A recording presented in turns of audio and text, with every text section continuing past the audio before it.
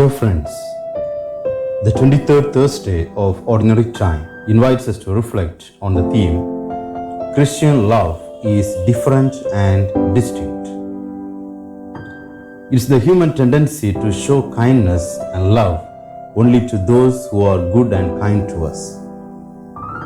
The burden of Christianity lies in this teaching of Jesus, love unconditionally.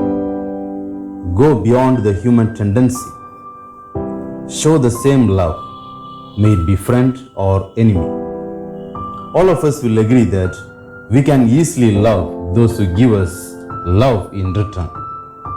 But are we willing to love those who have hurt us or those who continue on hurting us? Saint Mother Teresa once said, "If you love until it hurts, there can be no more hurt, only more love." We are called to love God. Love for God is manifested by the way we love our neighbors. How is it possible? Jesus tells us to do good. This means that we must not be selective in doing good. We must not be choosy whom we have to help, whom we have to pray for, or whom we have to take care of. No matter what a person does to us, no matter if he hurts or insults us, we must continue to accept, understand, or forgive that person. Our love must assume a Christian character, not in feeling good, but in doing good to others, no matter what, like what Jesus preaches and does. Our love must be compassionate, unconditional, limitless, healing, and forgiving. As Christians, we are called to a distinctive way of life that involves wholeheartedly embracing all that Jesus teaches.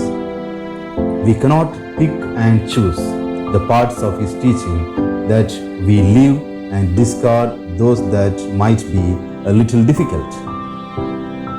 It is all or nothing when it comes to faith in Jesus Christ.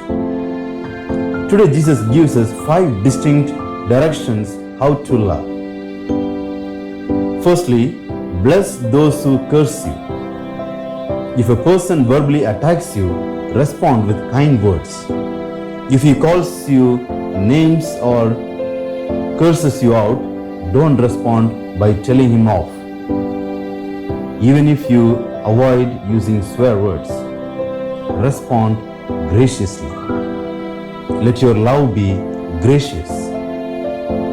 Secondly, pray for those who mistreat you. By this, Jesus means to pray sincerely for their well-being, which probably includes their conversion to Christ, their conversion to heart. Or you can rest assured that if the person does not repent, God will bring his righteous judgment upon him in due time. But rather than feeling sorry for yourself because you have been mistreated, feel compassion for this sinner who is headed for hell. If God does not intervene, pray that God would be merciful in saving the person for his glory. Thirdly, turn the other cheek. Jesus here is confronting our selfish spirit that stands on our rights and demands that the other person pay for his offenses. To be hit on the right cheek, a right-handed man would have to give you a backhanded slap, which was an insult. You don't have to fight back and defend your honor. Again, this is not referring to someone who is trying to kill you. But if a person loses his temper and hits you once, Jesus is saying, don't reciprocate. Don't have the spirit that is quick to prove no one is going to mess with me and get away with it. That spirit stems from selfishness and pride.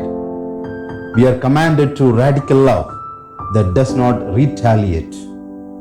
When Jesus commands us to offer the other cheek, he is not speaking literally. Doing that might only provoke the other person to further wrong.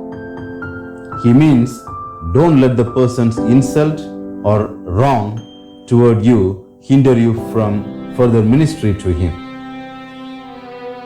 Fourthly, if someone takes away your cloak or your coat, don't withhold your shirt.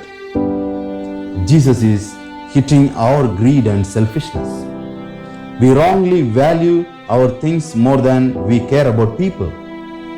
We are so prone to take offense over small wrongs committed against us, like a slap in the face, taking your coat in a trifling offense. If someone takes something from us, let it go and thank God that life is far more than possessions. Fifthly, he does not mean that we should indiscriminately give money or goods to everyone who comes along and asks. Nor does he mean that it is wrong to hold people accountable for things they have borrowed from us. Biblical love seeks the highest good of the other person, and it is not seeking his highest good to foster his irresponsible behavior. Rather, Jesus is confronting our greed and selfishness and encouraging us to be generous people. In all of these things, his radical love requires us to respond to wrongs with positive ministry toward the wrongdoer, not with retaliation or personal vengeance. So what makes Christians different and what makes Christianity distinct from any other religion or denominations? It is by treating others not as they deserve, but as God wishes them to be treated, with loving kindness and mercy. God is good to the unjust as well as the just. His love embraces saints and sinners alike. God seeks our highest goods and teaches us to seek the greatest good of others, even those who hate and abuse us.